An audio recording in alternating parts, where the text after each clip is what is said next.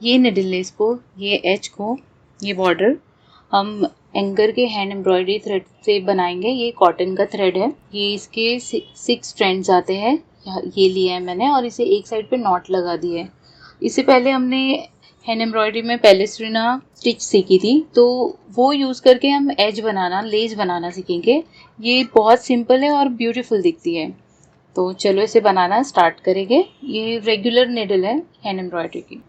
ये एज है, यहाँ पर ये नॉट लगी है इस पे, तो इसे पीछे से पहले एज पे इस तरह से निकालेंगे।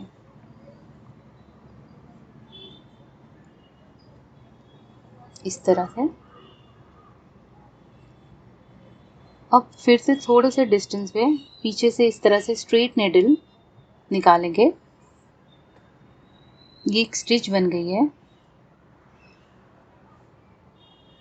ये जो गैप बना है, ये स्टिच, इसमें हमें पीछे से फिर से अपने निडल को इस तरह से गैप बनाते हुए, ये देख सकते हैं गैप, ये थ्रेड नीचे है, इसे पीछे से ऐसे निकालेंगे। बहुत सिंपल है, सिर्फ ध्यान से आप देखें। ये बन गया एक स्टिच। अब फिर हमें क्या करना है, फिर से इसे पीछे लेकर जाएंगे। अब ये देख सकते हैं, ये स्टिच जो बनाया अभी, न्यू स्टिच, इसमें हमें निडल को डालना है फिर से। तो ये बन गया हमारा फर्स्ट स्टिच। ये देख सकते हैं पर्ली स्टिच बन गया है। अब मैं ये सेम रिपीट करते जाऊंगी। कैसे किया था हमने, थ्रेड अटैच था, थोड़े से डिस्टेंस पे पीछे से निडल को निकाला था ऐसे। ये बन गया वही गैप हमारा। फिर से देखिए आप, ये जो गैप बना है, इसमें फिर से पीछे से इस तरह से निडल को पास करना है। ये बन गया। फिर से जाएंगे सेकेंड टाइम। ये देख सकते हैं क्रॉस दिख रहा है, ये स्टिच में हमें फिर से निडल को इंसर्ट करना है।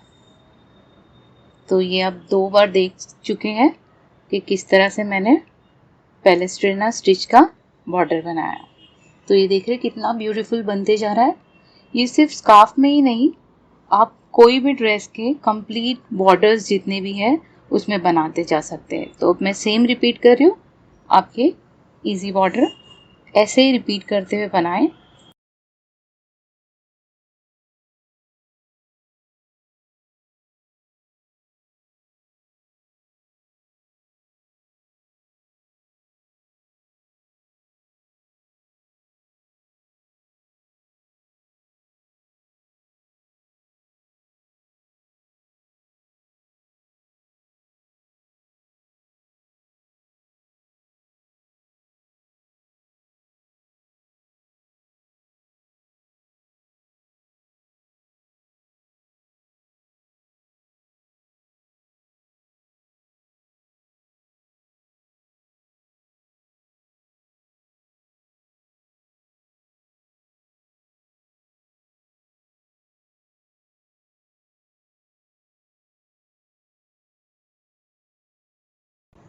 तो इस तरह से रिपीट करें और ये बॉर्डर ज़रूर ट्राई करें।